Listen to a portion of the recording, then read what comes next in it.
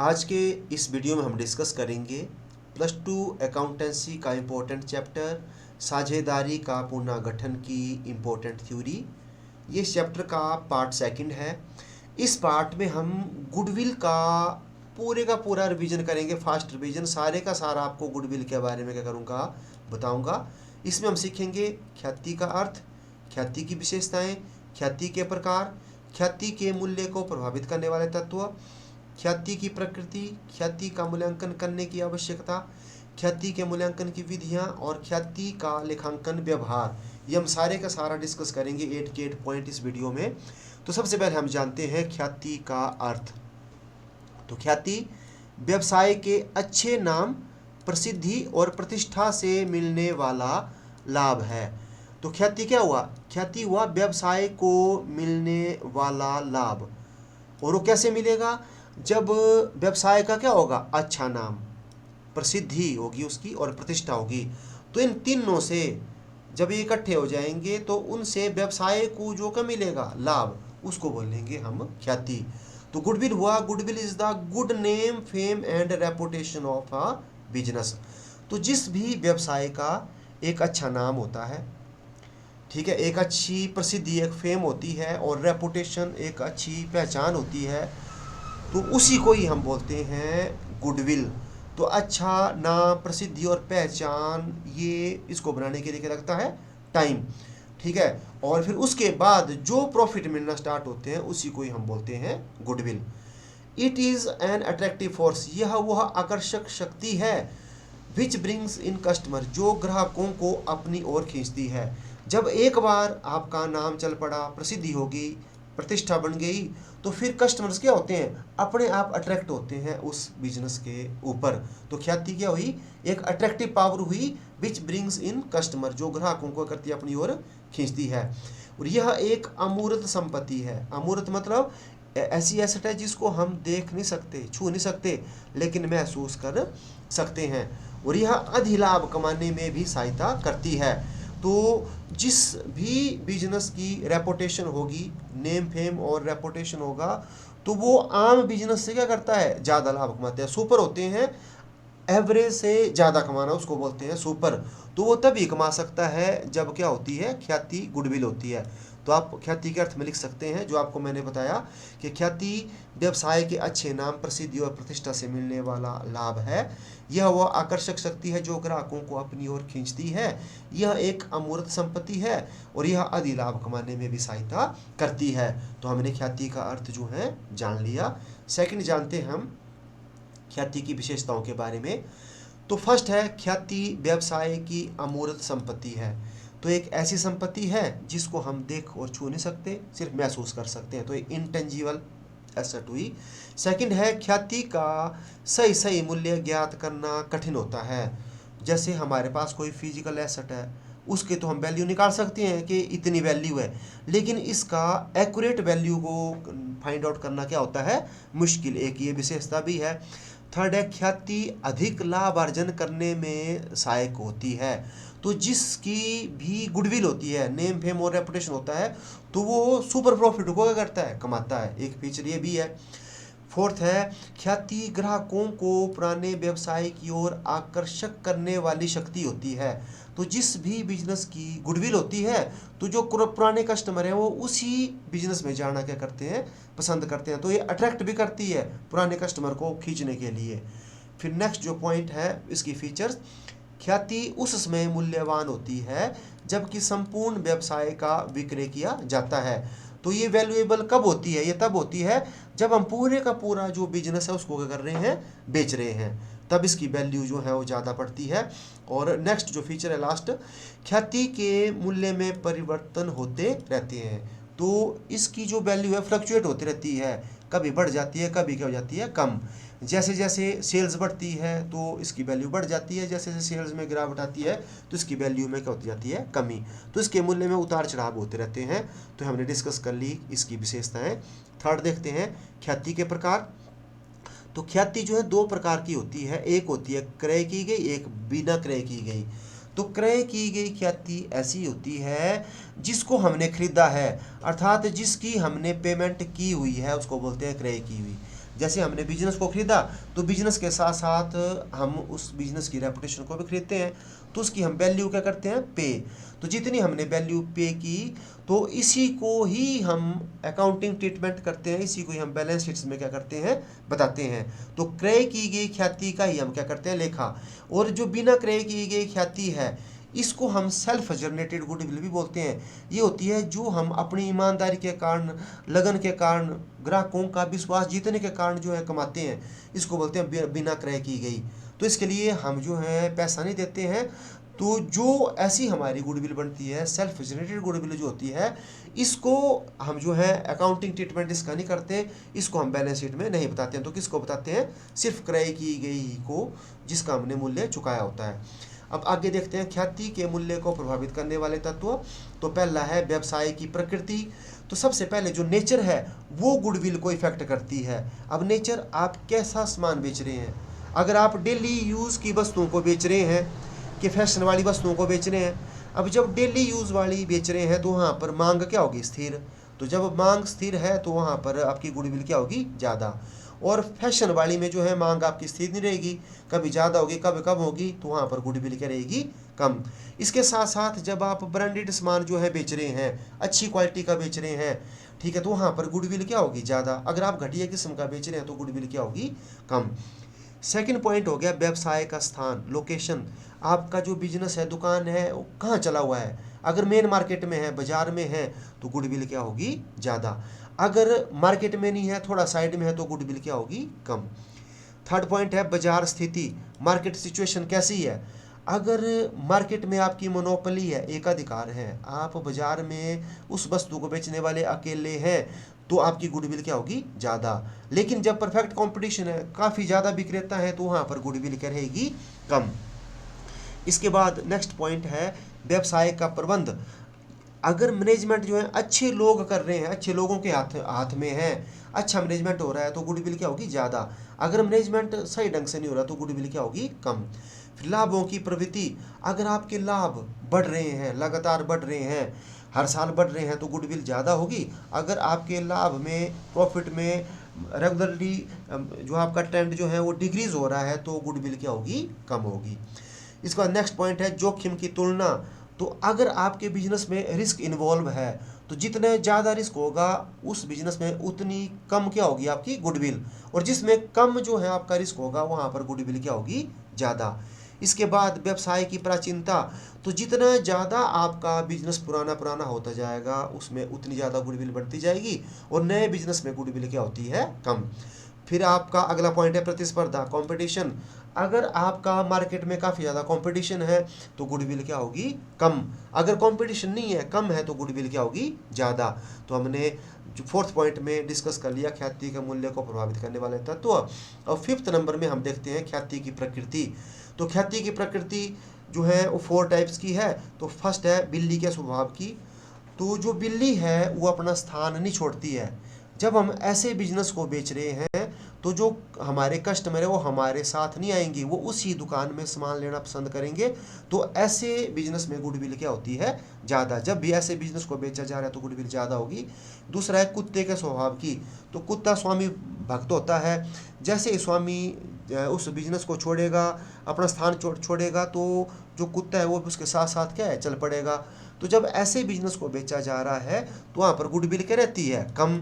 क्योंकि जो कस्टमर है वो वहीं खरीदना पसंद करते थे, जो दुकानदार उसको छोड़ रहा है उसके साथ साथ वो चले जाएंगे, तो इसमें गुडविल क्या होगी, कम। फिर थर्ड है चूहे के स्वभाव की। तो चूहे का पता नहीं चलता है, ठीक है, तो इसमें जो गुडविल है वो घटती बढ़ती रहती है। और नेक्स्ट है आपका खरगोश के स्वभाव की ख्याति। तो जो खरगोश होता है वो केवल आसपास के वातावरण से क्या होता है, प्रभावित। वह अपने निवास स्थान से अधिक दूर पर जाना पसंद नहीं करता, ठीक है। तो वो देखता है कि बिल्कुल नज़दीक जैसे जो है जाना पसंद करता है, ठीक है। तो ये आपको बता दी ख्याति की प्रकृति, बिल्ली के स्वभाव की, कुत्ते, चूहे और खरगोश की। अब हम नेक्स्ट करते हैं डिस्कस ख्याति का मूल्यांकन करने की आवश्यकता। कि जो हम ख्याति की जो वैल्यू निकालते हैं ये हम क्यों निकालते हैं, कब कब निकालते हैं। तो फर्स्ट जो है जब साझेदार अपने लाभ विभाजन अनुपात में परिवर्तन करने का निर्णय लेते हैं। तो जब वर्तमान के जो साझेदार होते हैं वो अपने लाभ हानि विभाजन अनुपात में परिवर्तन करने का निर्णय लेते हैं तो हमारे को गुडविल को क्या करना पड़ता है, निकालना पड़ता है। और गुडविल देता कौन है, देता वो है जिसको क्या हो रहा है, फायदा, जो प्रॉफिट का क्या कर रहा है, शेयर ले रहा है। और लेता कौन है, जिसको नुकसान हो रहा है। और सेकंड है नए साझेदार का प्रवेश। जब भी कोई नया साझेदार आता है तो नया आ रहा है तो पुराने के हिस्से में क्या आएगी, कमी। तो जो पुराने हैं वो गुडविल को लेंगे और नए क्या करेगा, देगा, तब भी हमारे को गुडविल को निकालना पड़ेगा। फिर थर्ड है किसी साझेदार द्वारा अवकाश ग्रहण करने या किसी साझेदार की मृत्यु हो जाने पर। जब कोई साझेदार रिटायर हो जाता है या किसी की मृत्यु हो जाती है तो वो छोड़ करके चला जाता है, तो जब वो चला जाएगा तो वो गुडविल लेगा, क्योंकि उनका हिस्सा कौन लेंगे, जो रिमेनिंग पार्टनर बचे हैं वो। तब भी हमारे को ख्याति के मूल्यांकन की आवश्यकता होती है। और अगला पॉइंट है साझेदारी फर्म के समापन पर। जब साझेदारी फर्म क्या हो जाती है, समाप्त हो जाती है, तब भी गुडविल को कैलकुलेट करना पड़ता है। इसके बाद दो साझेदारी व्यवसायों के एकीकरण करने पर, जब दो साझेदारी फर्में इकट्ठी हो जाती है तब भी हमारे को गुडविल को निकालना पड़ता है। तो ये पॉइंट हुए कि ख्याति के मूल्यांकन की आवश्यकता कब पड़ती है। अब नेक्स्ट है ख्याति के मूल्यांकन की विधियां। तो पहली है आपकी औसत लाभ विधि, दूसरी अधिलाभ विधि, तीसरी पूंजीकरण विधि, चौथी क्रय प्रतिफल विधि और पांचवी है वार्षिकी विधि। तो आपके जो सिलेबस में है वो पहली थ्री जो है, फर्स्ट थ्री यही है, ये वाली आपके सिलेबस में नहीं है, तो हम इनके बारे में ही डिस्कस करेंगे। तो फर्स्ट है आपकी एवरेज प्रॉफिट मेथड। तो इसमें हम गुडविल को कैसे निकालते हैं, सिंपल, जैसे हमारे पास 3 स्टेप हैं। तो स्टेप फर्स्ट में हम क्या करेंगे, टोटल प्रॉफिट निकालेंगे। तो टोटल प्रॉफिट होंगे जितने सालों के हमारे को दिए हैं, जैसे first year, second year, third year, fourth year, जितने सालों के दिए हम उनको जमा करेंगे और हमारे पास हो गया टोटल प्रॉफिट। फिर स्टेप सेकंड में हम क्या करेंगे, उनका एवरेज निकालेंगे। तो एवरेज कैसे निकालेंगे, जो हमने स्टेप फर्स्ट में टोटल प्रॉफिट निकाला हुआ है इसको हम डिवाइड करेंगे जितने सालों के हमारे जो हैं ये प्रॉफिट हैं, हमारे पास क्या आगे, एवरेज प्रॉफिट। और थर्ड नंबर पे फिर हम गुडविल को क्या कर देंगे, निकाल लेंगे।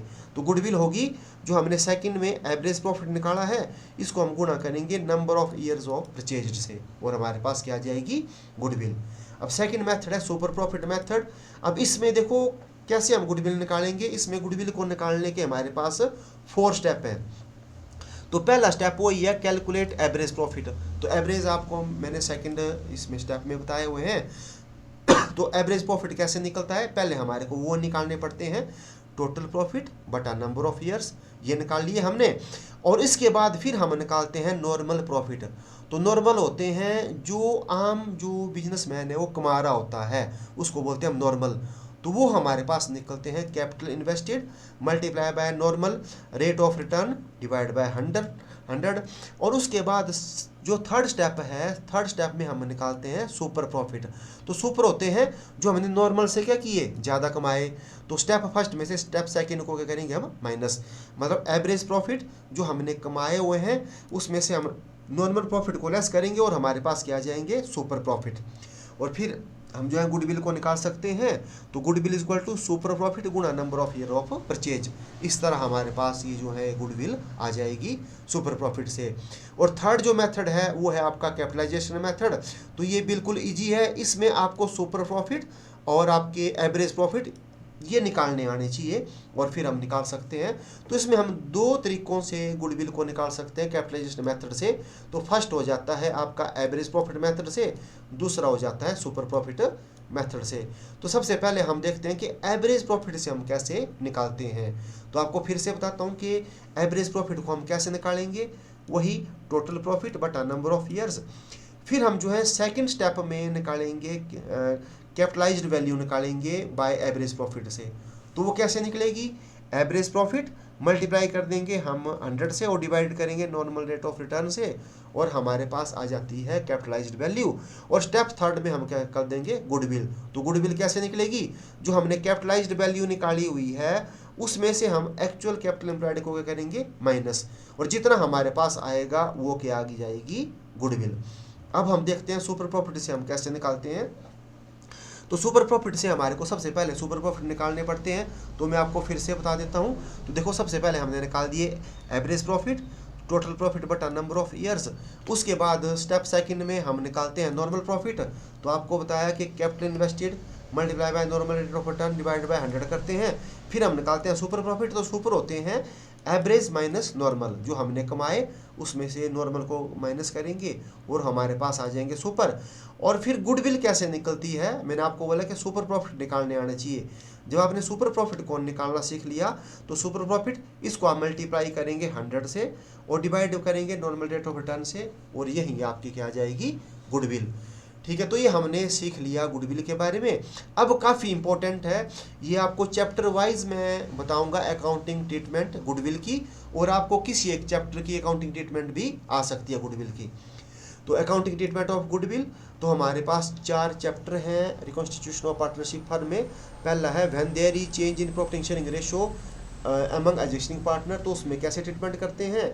दूसरा है admission of a new partner का, और थर्ड है रिटायरमेंट का, चौथा है डेथ ऑफ पार्टनर। तो इसमें कैसे कैसे अकाउंटिंग ट्रीटमेंट होती है तो हम जानते हैं। सबसे पहले चैप्टर फर्स्ट की, तो फर्स्ट चैप्टर है when there is change in profiting sharing ratio among existing partner, accounting treatment of goodwill. तो इसमें एंट्री बनती है गुडविल की, gaining partners capital account debit to sacrificing partner capital account. मतलब जब वर्तमान के जो साझेदार होते हैं वो अपने लाभ हानि विभाजन अनुपात में परिवर्तन करने का निर्णय लेते हैं, तो उसमें कुछ एक साझेदारों को क्या होता है, फायदा, और कुछ एक को क्या होगा, नुकसान।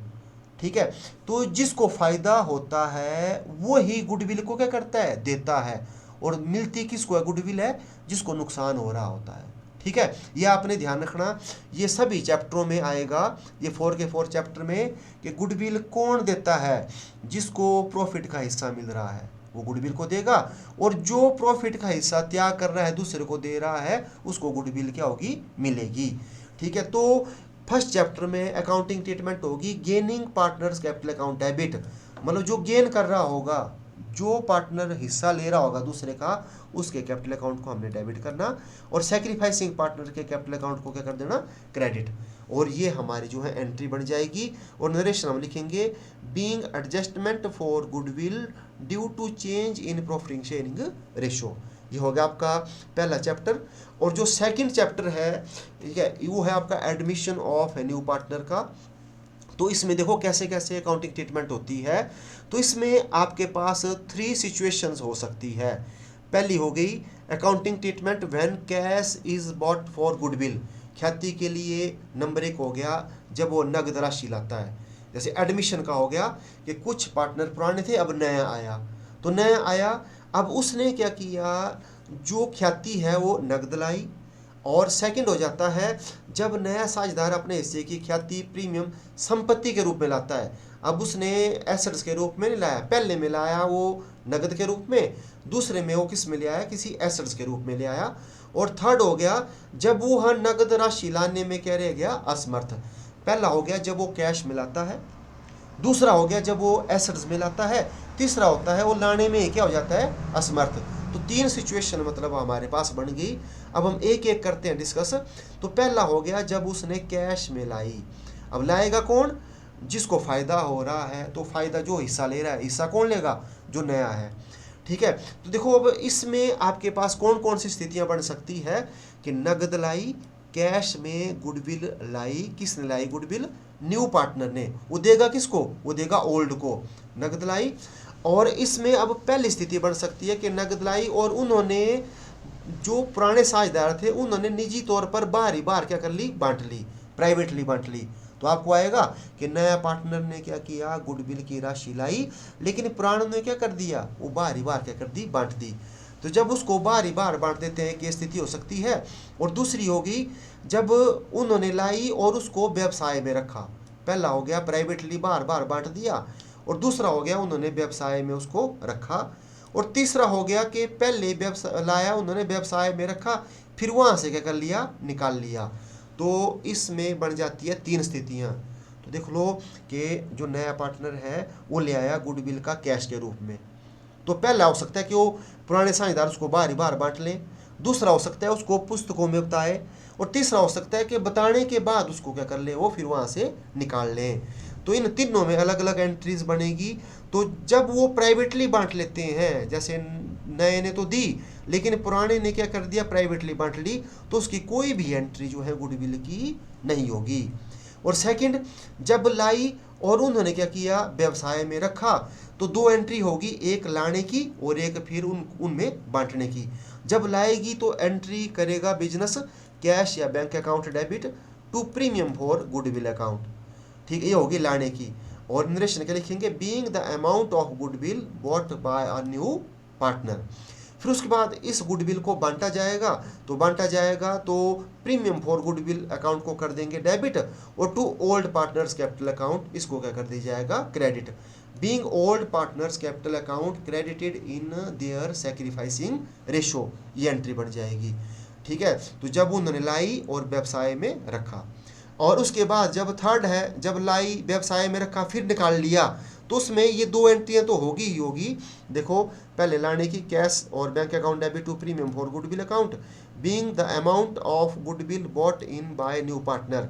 फिर दूसरा हो जाएगी बांटने की, premium for goodwill account debit to old partners capital account, being old partners capital account credited in their sacrificing ratio. और फिर जब वो निकाल लेते हैं तो एक एंट्री एडिशनल होती है, old partners capital account debit to cash और bank account, being goodwill money withdrawn. तो ये बन गई हमारे पास जैसे जो एंट्री। फिर से बताता हूँ, जब नगद लाई बारी बांट ली, कोई एंट्री नहीं। जब नगद लाई पुस्तकों में बताया तो दो एंट्री, एक लाने की और बांटने की। और जब लाई फिर बांटी फिर निकाल लिया तो तीन एंट्रियां, एक लाने की, दूसरी बांटने की, तीसरी निकालने की। तो ये बता दिया जब वो कैश में लाता है। अब इसके बाद जब कैश में नहीं लाया, किस में लाया, संपत्ति के रूप में लाया, तो बस हमने कैश को डेबिट किया हुआ है ना। देखो, जैसे जब कैश में लाया तो हमने किसको डेबिट किया, कैश को। अब जब वो कैश में लाता है, किसी एसेट्स में लाता है, तो हम उस एसेट्स का क्या कर देंगे, यहाँ नाम लिख देंगे, और assets account debit to premium for goodwill हो जाएगा। और बाकी जो अदर एंट्री है क्या होगी, बिल्कुल रिमेन होगी जो हमने यहाँ की, सेकंड ये होगी, थर्ड ये होगी, इसमें बाकी एंट्री सेम चलेगी। बस जब वो एसेट्स में लाया तो पहली एंट्री हो जाएगी assets account debit to premium for goodwill account, ठीक है। निरेशन लिख देंगे, being goodwill shares bought in by new partner. और इसके बाद थर्ड होता है, जब वो है जो है नगद नहीं लाता है, जब लाने में क्या हो जाता है, असमर्थ, नहीं लाया, तो फिर एक ही एंट्री बनती है उसमें। तो फिर हम ऐसा करेंगे, न्यू पार्टनर्स कैपिटल अकाउंट या करंट अकाउंट को उसको क्या कर देंगे हम, डेबिट, ठीक है। और ओल्ड पार्टनर्स के कैपिटल अकाउंट को क्या कर देंगे, क्रेडिट। तो इससे वो जो ओल्ड पार्टनर है वो गुडविल को किससे ले लेंगे, उसके कैपिटल से ही क्या कर देंगे, ले लेंगे। तो ये एंट्री बन जाएगी, new partners capital account debit to old partners capital account, ठीक है। और इसमें निरेशन लिखेंगे, being capital account of new partner debited from his shares of goodwill and old partners capital account credited in their sacrificing ratio, ठीक है। तो ये बता दी जब वो नया लाता है। और एक होता है कि when goodwill account is already appears in the books, जब जो गुडविल है जो पुराने साझेदार थे उनकी अपनी थी और वो बैलेंस शीट में क्या की गई है, बताई गई हुई है, तो उसको क्या कर देंगे, वो बांट देंगे। कौन बांटेंगे, जिनकी है, वो किसकी है, पुराने साझेदारों की। तो वो एंट्री करेंगे, old partners capital account debit to goodwill. और इसमें नरेशन लिख देंगे, being the existing value of goodwill return of in old ratio, ठीक है। तो ये बता दिया जब वो उनकी वो अपनी थी, पुराने की। तो ये हमने इसको कर दिया डिस्कस, जो आपका सेकंड चैप्टर है। अब हम अकाउंटिंग ट्रीटमेंट जानते हैं, जब कोई पार्टनर क्या होता है, रिटायर होता है, तो क्या क्या होती है अकाउंटिंग ट्रीटमेंट। तो इसमें होती है आपकी कंटिन्यूइंग या remaining partners capital account debit to retiring partners capital account. तो जब किसी पार्टनर्स की रिटायरमेंट होती है तो रिटायरमेंट हो जाएगी, वो अब जो है उस फर्म को छोड़ करके चला जाएगा, तो चला जाएगा। अब उसका जो हिस्सा है वो कौन लेंगे, वो लेंगे जो बाकी बचे हुए हैं साझेदार, वो, तो उनको होगा फ़ायदा, ठीक है। तो जिसको मैंने आपको बताया कि जिसको फ़ायदा होता है वो क्या करता है, वो गुडविल को देता है, और जिसको नुकसान हो रहा होता है, जो अपना हिस्सा देगा, उसको गुडविल क्या होगी, वो मिलेगी। तो इसमें जो एंट्री है वो बनती है कंटिन्यूइंग या remaining partners capital account debit to retiring partners capital account. और नरेशन लिखेंगे, being gaining partners capital account debited and retiring partners capital account credited to adjust the goodwill, ये हो जाएगी। तो इसमें ये एक ही एंट्री बनेगी किस चीज़ की, गुडविल की। और इसके बाद जब सेकंड जो उनकी अगर अपनी गुडविल है पुस्तकों में बताई हुई है, when goodwill account is already appears in the books, तो वो सबको मिलेगी, उसमें एंट्री हो जाएगी all partners capital account debit to goodwill और premium account for goodwill return of in old ratio. तो ये आपकी जो है ये बन जाएगी एंट्री। इसके बाद जो है डेथ ऑफ ए पार्टनर, जब किसी पार्टनर्स की क्या हो जाती है, डेथ, तो जब डेथ हो जाती है तो उसमें भी इसकी तरह ही एंट्री बनती है, ठीक है, कंटिन्यूइंग और remaining partners capital account debit. और यहाँ पर था रिटायरिंग पार्टनर, तो यहाँ पर रिटायरिंग की जगह जो है आपका आ जाएगा डिसीज्ड पार्टनर कैपिटल अकाउंट, ठीक है। और इसमें नरेशन लिखेंगे आप, being gaining partners capital account debited and deceased partner capital account credited to adjust the goodwill. तो यहाँ पर आ जाएगा जो साझेदार सेवानिवृत्त हो रहा है रिटायरिंग, और यहाँ पर आ जाएगा जिस साझेदार की क्या होगी, मृतक, तो यहाँ पर मृतक साझेदार आ जाएगा। और बाकी एंट्रीज क्या रहेगी, ये सारी की सारी सेम रहेगी। और जब गुडविल जो है ऑलरेडी अपीयर्स थी तो वही all partners capital account debit to goodwill, ठीक है, for goodwill return of in old ratio. ये जो ऑलरेडी अपीयर्स है ये बांटी जाएगी ओल्ड रेशो में, और जो ये जो आपकी गुडविल थी इसको बांटा जाएगा गेनिंग रेशो में। किस में, गेनिंग, ये जो पहली वाली है इसको गेनिंग रेशो में, ठीक है, कि किस किस को कितना गेन हो रहा है, किसी की डेथ से या किसी की रिटायरमेंट से, ठीक है, तो उसमें बांटा जाएगा। और जो आपके पास ऑलरेडी अपीयर्स थी इसको बांटा जाएगा ओल्ड रेशो में। तो आज के हम इस वीडियो में हमने ख्याति के बारे में पूरे का पूरा क्या कर लिया, डिस्कस। तो आज के इस वीडियो में इतने हैं, मिलते हैं नेक्स्ट वीडियो में। Thank you.